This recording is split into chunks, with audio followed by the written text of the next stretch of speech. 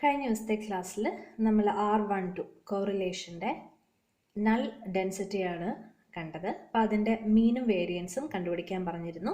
മീൻ 0 വരും, വേരിയൻസ് എന്ന് പറയുന്നത് 1/n-1. ഓക്കെ, ഇത് ഓർത്തിരിക്കുക. അപ്പം ഇതിൽ നിന്ന് നമുക്കൊരു റിസൾട്ട് ഉണ്ട് അടുത്തായിട്ട്. സോ ഇതാണ് റിസൾട്ട്. ഒരു പുതിയ variable t = R12 into root of n-2 divided by root of 1 minus r square. This will follow student-state distribution with the n-2 degrees of freedom. അതാണ് നമ്മൾ പ്രൂവ് ചെയ്യേണ്ടത്. അപ്പം നമുക്ക് ഈ R12നെ എളുപ്പത്തിൽ R എന്ന് വിളിക്കാം. So R root n-2 by root of 1 minus r square follows student-state distribution. അപ്പോൾ ഇതെങ്ങനെയാണ് ചെയ്യാവുന്നത്? നമുക്ക് Rൻ്റെ ഡിസ്ട്രിബ്യൂഷൻ അറിയാം. സോ ട്രാൻസ്ഫോർമേഷൻ ഓഫ് വേരിയബിൾ ഉപയോഗിച്ച് ടിയുടെ ഡിസ്ട്രിബ്യൂഷൻ കണ്ടുപിടിക്കുക.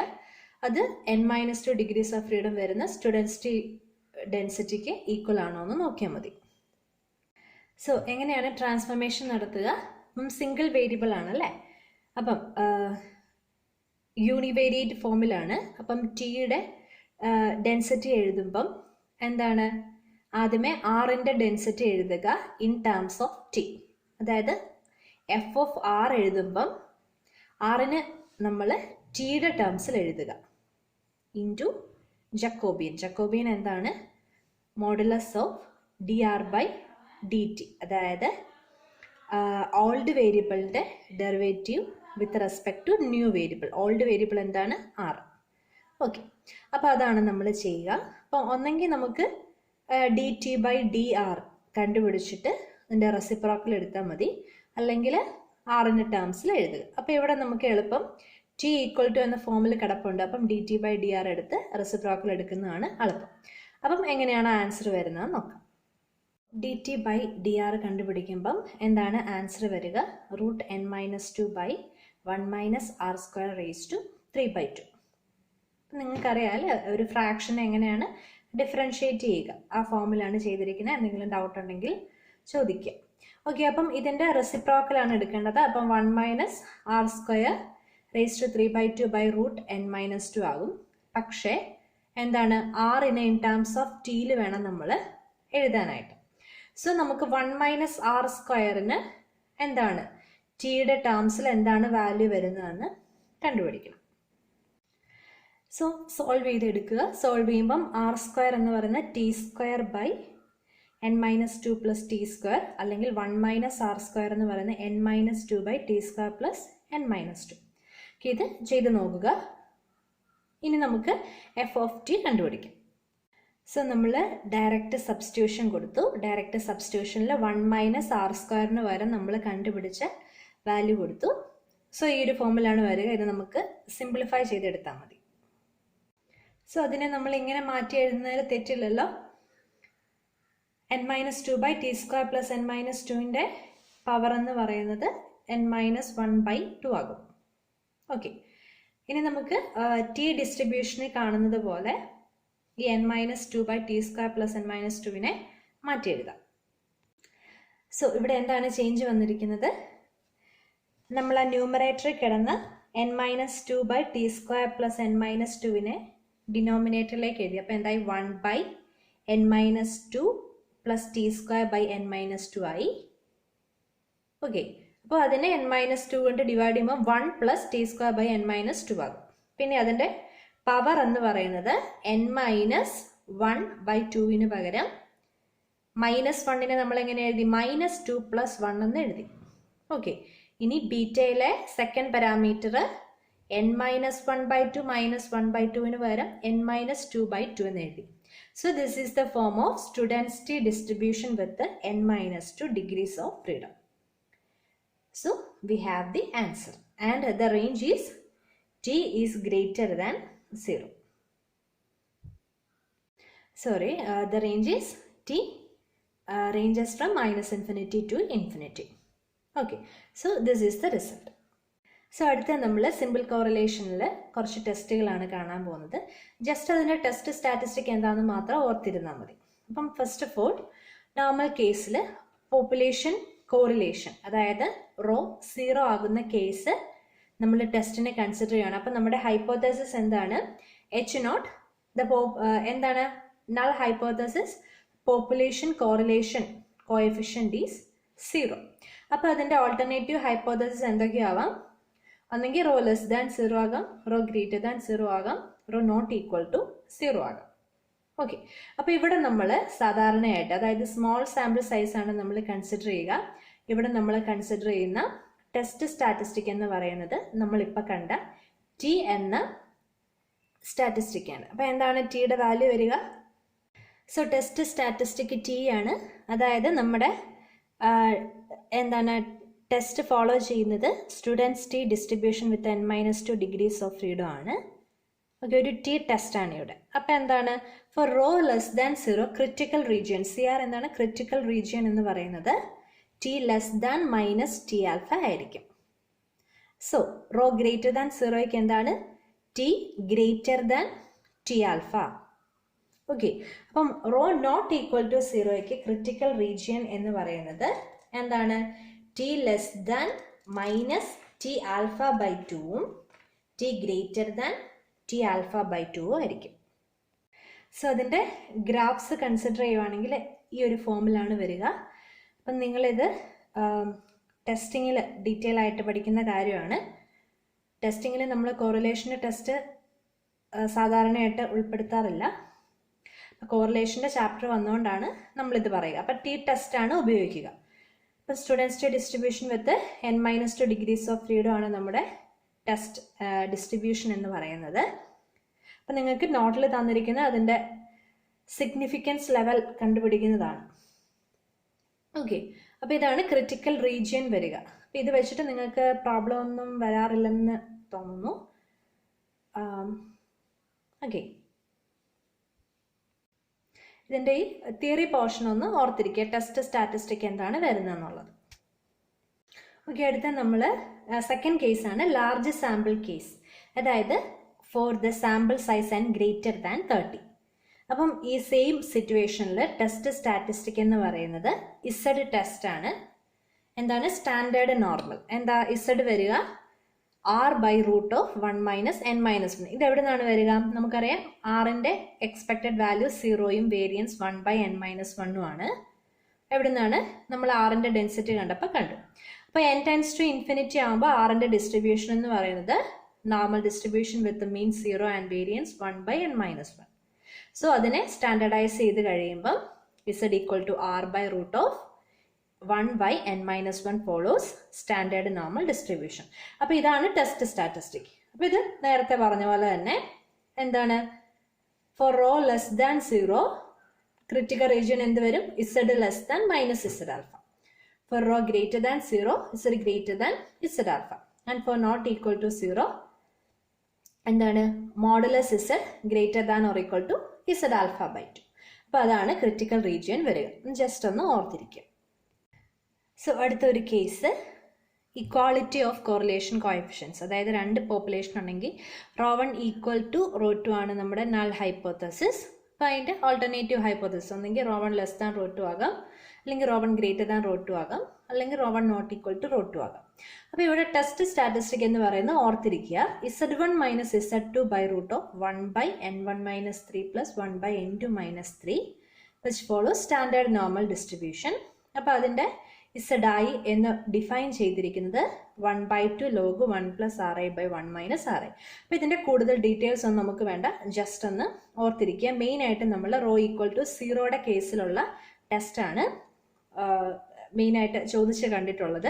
അപ്പോൾ അതിൻ്റെ സ്മോൾ സാമ്പിൾ കേസിലും ലാർജ് സാമ്പിൾ കേസിലും ടെസ്റ്റ് സ്റ്റാറ്റിസ്റ്റിക്കും ക്രിറ്റിക്കൽ റീജിയനും എന്താണെന്നുള്ളത് ഓർത്തിരിക്കുക. സോ അടുത്തതായിട്ട് നമ്മൾ കാണാൻ പോകുന്നത് non null distribution of R12 എന്താണ്?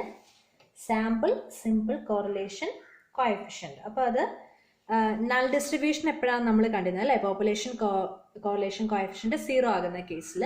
ഇത് 0 ആകാത്ത കേസിൽ, അതായത് റോ 0 ആകാത്ത കേസിലാണ് നോൺ നൾ ഡിസ്ട്രിബ്യൂഷൻ. ഓക്കെ, അപ്പം ഇവിടെ നമുക്ക് ജോയിന്റ് ഡെൻസിറ്റി ഉണ്ട്, അതിൽ നിന്ന് മാർജിനൽ ഡെൻസിറ്റി കണ്ടുപിടിക്കുന്നത് മാത്രമേ ഉള്ളൂ. അപ്പം എങ്ങനെയാണ് അത് വരുന്നതെന്ന് നോക്കാം. സോ ഫസ്റ്റ് ഓഫ് ഓൾ നമ്മുടെ ജോയിന്റ് ഡെൻസിറ്റിനെ നമ്മൾ ഇങ്ങനെ ഡിവൈഡ് ചെയ്ത് എഴുതുകയാണ്.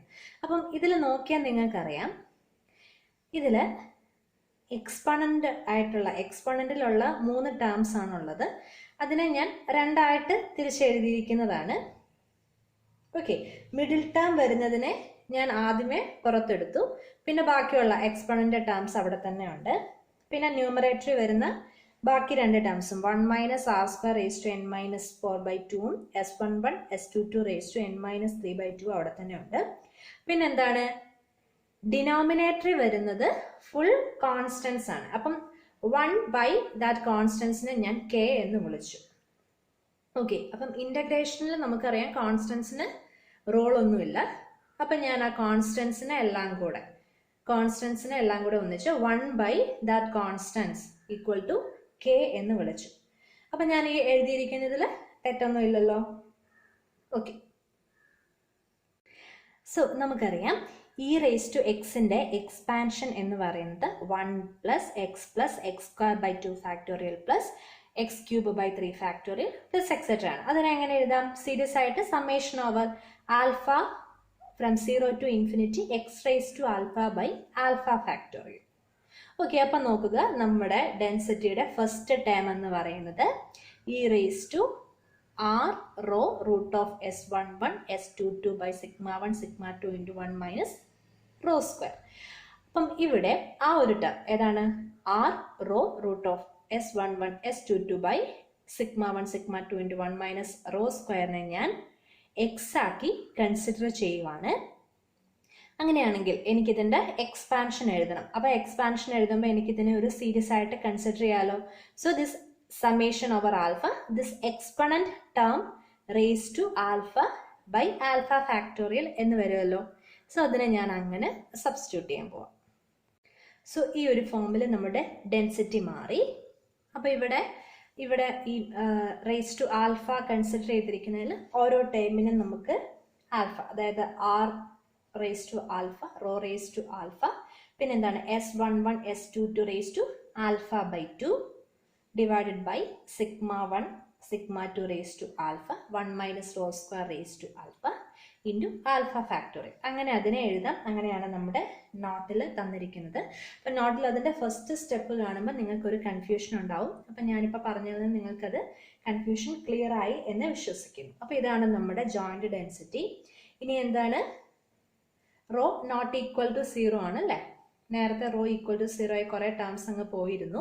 അപ്പോൾ റോ നോട്ട് ഈക്വൽ ടു 0 ആണ്. അപ്പം നമുക്ക് ഇതിനെ ഇൻ്റഗ്രേറ്റ് ചെയ്ത് ആറിൻ്റെ മാർജിനൽ ഡെൻസിറ്റി കണ്ടുപിടിക്കാം.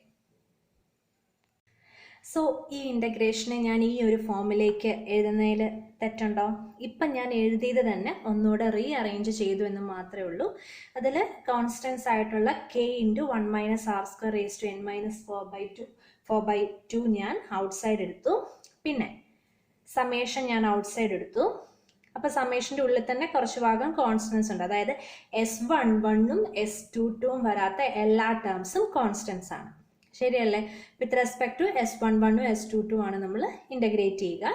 അപ്പോൾ r rho raise to alpha by σ1 σ2 raise to alpha 1 minus rho square raise to alpha ഞാൻ പുറത്തെടുത്തു. ഇനി നമുക്ക് ഇൻ്റഗ്രേഷനിൽ ഇൻഡിപെൻഡൻ്റ് ആയിട്ട് 2 ഇൻ്റഗ്രൽ ആയിട്ട് നമുക്ക് എഴുതാം. അപ്പം s11ൻ്റെ ടേംസിലുള്ളത് ഞാൻ ആദ്യം എഴുതി. അവിടെ തന്നെ s11 raise to n minus 3/2 plus alpha by 2വിനെ ഞാൻ എങ്ങനെ എഴുതി? n minus 1 plus alpha by 2 minus 1. എന്തിനാണ് ഞാൻ എഴുതിയത്? ഇതിനെ ഗാമയുടെ ഫോമിലേക്ക് എഴുതുമ്പം x raise to p minus 1 എന്ന് പറയുന്ന ഒരു ഫോമിൽ കിട്ടാൻ, അതായത് p ആയിട്ട് നമ്മുടെ n minus 1 plus alpha by 2 കിട്ടാൻ വേണ്ടി, അതിന് വേണ്ടിയിട്ടാണ് ഞാൻ അങ്ങനെ എഴുതി. സെയിം പ്രൊസീജിയറിൽ നമ്മൾ s22ൻ്റെ ടേമിലുള്ള ഇൻ്റഗ്രലിനെ എഴുതി. ഇനി എന്താണ്? നമുക്ക് ഈസി ആയിട്ട് ഇൻ്റഗ്രലിന് ഗാമ വാല്യൂ സബ്സ്റ്റിറ്റ്യൂട്ട് ചെയ്യാം അല്ലേ? ഗാമ ഡിസ്ട്രിബ്യൂഷൻ ആയിട്ടാണ് കിടക്കുന്ന 2 ഇൻ്റഗ്രലും. അപ്പോൾ 2നും നമുക്ക് ഗാമ വാല്യൂസ് സബ്സ്റ്റിറ്റ്യൂട്ട് ചെയ്യാം.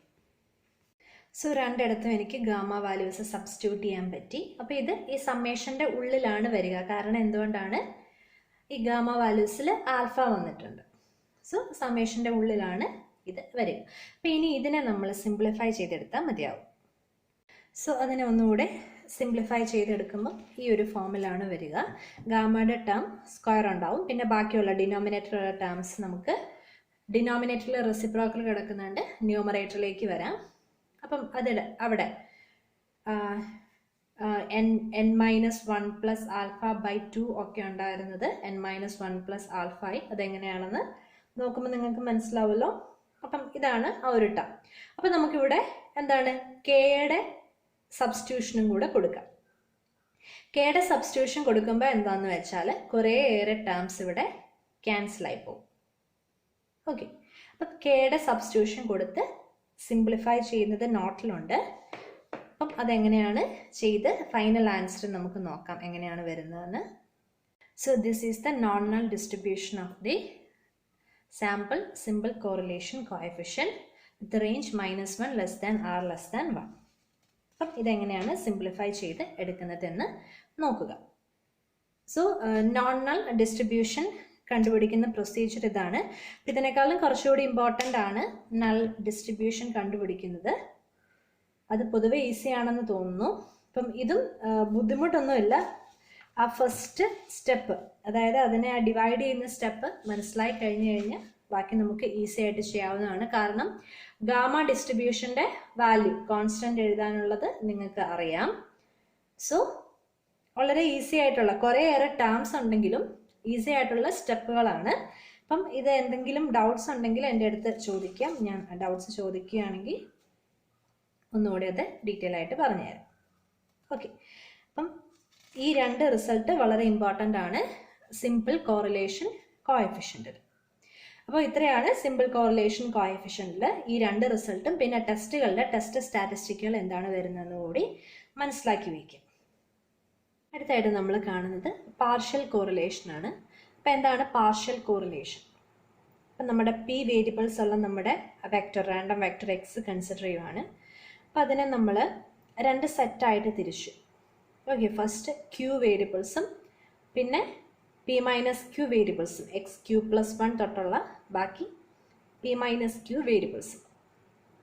അപ്പം നമ്മൾ ഈ x1 x2 എക്സെട്ര എക്സ് ക്യൂവിലെ ഏതെങ്കിലും രണ്ട് വേരിയബിൾസിൻ്റെ സിമ്പിൾ കോറിലേഷൻ കൺസിഡർ ചെയ്യുമ്പം ഈ Q+1 തൊട്ടുള്ള ബാക്കി വേരിയബിൾസ് ഇതിനെ ഇൻഫ്ലുവൻസ് ചെയ്യുന്നുണ്ടായിരിക്കും. ഒന്നെങ്കിൽ ആ Q+1 തൊട്ട് Q വരെയുള്ള ആ വേരിയബിൾസിൻ്റെ പ്രസൻസ് അല്ലെങ്കിൽ ആബ്സെൻസ് ഈ വേരിയബിൾസിനെ ഇൻഫ്ലുവൻസ് ചെയ്യുന്നുണ്ടായിരിക്കാം.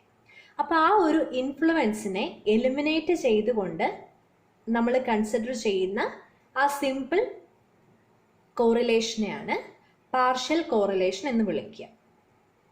ഓക്കെ, അപ്പം Q+1 തൊട്ട് P വരെയുള്ള ആ ഇൻഫ്ലുവൻസിങ് വേരിയബിൾസ്, ആ ഇൻഫ്ലുവൻസിങ് വേരിയബിൾസിനെയാണ് നമ്മൾ സെക്കൻഡ് സെറ്റായിട്ട് കൺസിഡർ ചെയ്തിരിക്കുന്നത്.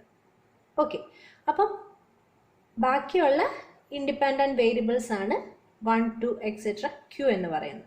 അപ്പം ഈ ക്യൂ വരെയുള്ള വേരിയബിൾസിൽ നിന്ന് നമ്മൾ ഏതെങ്കിലും രണ്ട് വേരിയബിൾസിൻ്റെ സിമ്പിൾ കോറിലേഷൻ കൺസിഡർ ചെയ്യുമ്പം ബാക്കി Q+1 തൊട്ടുള്ള വേരിയബിൾസിൻ്റെ ഇൻഫ്ലുവൻസിനെ എലിമിനേറ്റ് ചെയ്ത് നിർത്തുന്നു.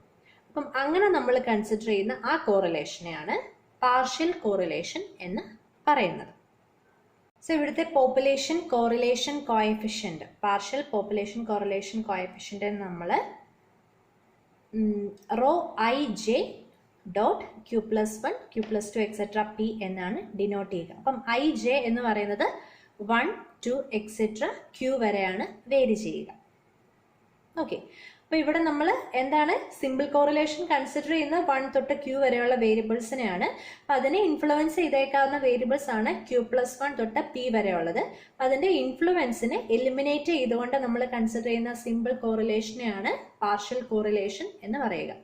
കാര്യം ഓർത്തിരിക്കുക. അപ്പം ഇതിൻ്റെ റിസൾട്ടുകളെല്ലാം വരുന്നത് നമ്മൾ സിമ്പിൾ കോറിലേഷനിൽ പഠിച്ച റിസൾട്ടുകളുടെ ഒരു ഓൾട്ടർനേറ്റീവ് ആയിട്ടാണ്. അതായത് എവിടെയൊക്കെ നമ്മൾ റോ ij എന്ന് കൺസിഡർ ചെയ്തു, അവിടെ rho ij dot Q+1 etcetera P. അപ്പം ഇവിടെ എന്താണ് പ്രത്യേകത എന്ന് വെച്ചാൽ ഇവിടുത്തെ നമ്മുടെ മാട്രിക്സ് സിഗ്മ എന്ന് പറയുന്ന ഡിസ്പാഷൻ മാട്രിക്സ് നമ്മൾ ഈ സെറ്റിനനുസരിച്ച് ഡിവൈഡ് ചെയ്തിരിക്കുകയാണ്.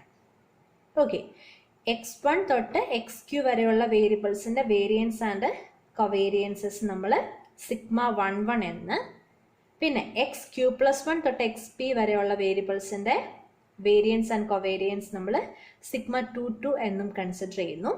ഈ രണ്ട് സെറ്റ് തമ്മിലുള്ള കൊവേരിയൻസ് അതിനെ നമ്മൾ സിഗ്മ 1 2 എന്ന് വിളിക്കുന്നു. അങ്ങനെ നമ്മൾ ഡിസ്പെർഷൻ മെട്രിക്സിനെ ഡിവൈഡ് ചെയ്തിരിക്കുന്നു. അപ്പം നമ്മുടെ ഇവിടെ വേരിയൻസ് അല്ലെങ്കിൽ കൊവേരിയൻസ് കൺസിഡർ ചെയ്യുമ്പോഴും ആ ഒരു മെട്രിക്സ് ഫോമിലാണ് കൺസിഡർ ചെയ്യുക.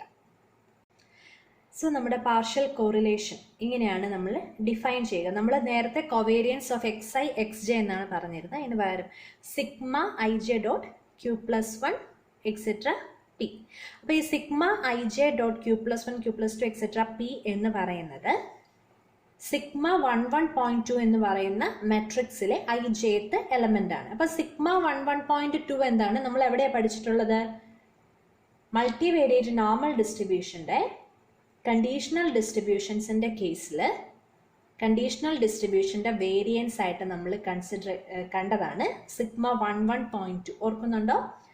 എന്താണ് അതിന്റെ value? Sigma 11 minus sigma 12 sigma 22 inverse sigma 21.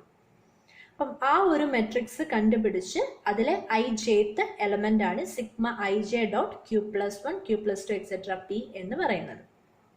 Okay, അതിലെ ഐത്ത് എലമെന്റ്, അതായത് ഐയുടെ ഐത്ത് വേരിയബിളിന്റെ വേരിയൻസ് ആണ് sigma i dot q plus 1 q plus 2 etcetera p എന്ന് പറയുന്നത്. അല്ലെ ജെത്ത് എലമെന്റിന്റെ വേരിയൻസ് ആണ് sigma j j dot q plus 1 q plus 2 etcetera p എന്ന് പറയുന്നത്. അപ്പൊ എവിടെയൊക്കെ നമ്മൾ വേരിയൻസ് കൺസിഡർ ചെയ്തു അവിടെ ഈ sigma i dot covariance consider ചെയ്തു അവിടെയൊക്കെ സിഗ്മ ഐ ജെ ഡോട്ട് ആ ഒരു ഫോമിലാണ് വരുന്നത്. അപ്പം എന്താണ് സിഗ്മ 11.2 അതാണ് നമ്മുടെ നമ്മളിവിടെ ഉപയോഗിക്കുന്ന ഡിസ്പെർഷൻ മെട്രിക്സ് എന്ന് പറയുന്നത്. അപ്പം അതിൻ്റെ എസ്റ്റിമേറ്റ് അതാണ് നമ്മളിവിടെ ML എസ്റ്റിമേറ്റ് കൺസിഡർ ചെയ്യുമ്പോൾ നമ്മളിവിടെ ഉപയോഗിക്കുക. അതിൻ്റെ എസ്റ്റിമേറ്റ് ആയ 1/n S11.2. ഓക്കെ, ബാക്കി എല്ലാ റിസൾട്ടും സിമ്പിൾ കോറിലേഷന് ഓൾട്ടർനേറ്റീവ് ആയിട്ടാണ് വരുന്നത്. അതിൻ്റെ അനലോഗസ് ആയിട്ടുള്ള റിസൾട്ടുകളാണ്, അതായത് നോൺ നൾ ഡിസ്ട്രിബ്യൂഷൻ ആണെങ്കിലും നൾ ഡിസ്ട്രിബ്യൂഷൻ ആണെങ്കിലും എല്ലാം. അപ്പോൾ നമുക്കിവിടെ ഡീറ്റെയിൽ ആയിട്ട് ഡെറിവേഷൻ പഠിക്കേണ്ട ആവശ്യമില്ല, റിസൾട്ടുകൾ മാത്രം മതി. സോ ഇവിടെ പാർഷ്യൽ കോറിലേഷൻ്റെ എസ്റ്റിമേറ്റ് എന്ന് പറയുന്നത് ഈ ഒരു ഫോമിലാണ് വരിക. S i j dot q plus 1 q plus 2 etcetera p divided by root of SII dot q plus 1 q plus 2 etcetera p into SJJ dot q plus 1 q plus 2 etcetera p. Okay, അപ്പോൾ ഇതെന്താണ്? I ജെത്തെ element of S11.2. അപ്പോൾ S11.2 എന്താണ്? S11 minus S12 S22 inverse S21. അപ്പോൾ ഇതിൻ്റെ distribution ആണ് S11.2. നേരത്തെ നമ്മൾ കണ്ടിരുന്നു എസിൻ്റെ ഡിസ്ട്രിബ്യൂഷൻ. അതേപോലെ എസിൻ്റെ distribution Wishart p variate Wishart വിത്ത്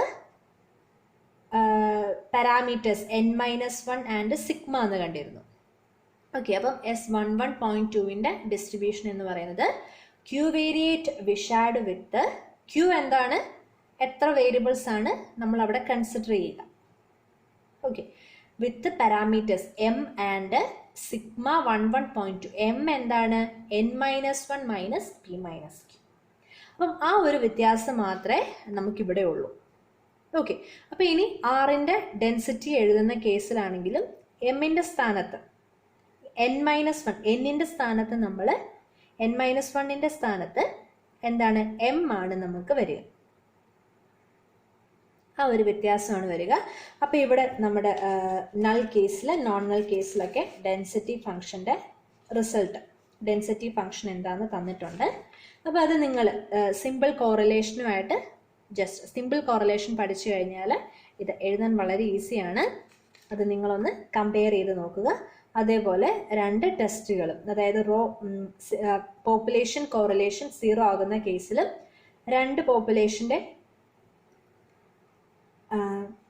പോപ്പുലേഷൻ്റെ പാർഷ്യൽ കോറിലേഷൻ ഇക്വേറ്റ് ചെയ്യുന്ന കേസിലും എന്താണ് അതിൻ്റെ ടെസ്റ്റ് സ്റ്റാറ്റിസ്റ്റിക് എന്നുള്ളതും കൂടെ നോക്കി വയ്ക്കുക. ഓക്കെ, ഇത്രയും മാത്രമേ നമുക്ക് പാർഷ്യൽ കോറിലേഷനിൽ പഠിക്കാനുള്ളൂ. അപ്പം നമുക്ക് ഇനിയുള്ളത് മൾട്ടിപ്പിൾ കോറിലേഷനും പിന്നെ ക്വാഡ്രാറ്റിക് ഫോംസിൻ്റെ കുറച്ച് റിസൾട്ട് കൂടെയാണ്. അപ്പം മൾട്ടിപ്പിൾ കോറിലേഷൻ ഇതിൽ നിന്നും കുറച്ച് വ്യത്യാസം ഉണ്ടായിരിക്കും. അപ്പം ബാക്കി നമുക്കിനി അടുത്ത ക്ലാസ്സിൽ പഠിക്കാം. Okay, thank you.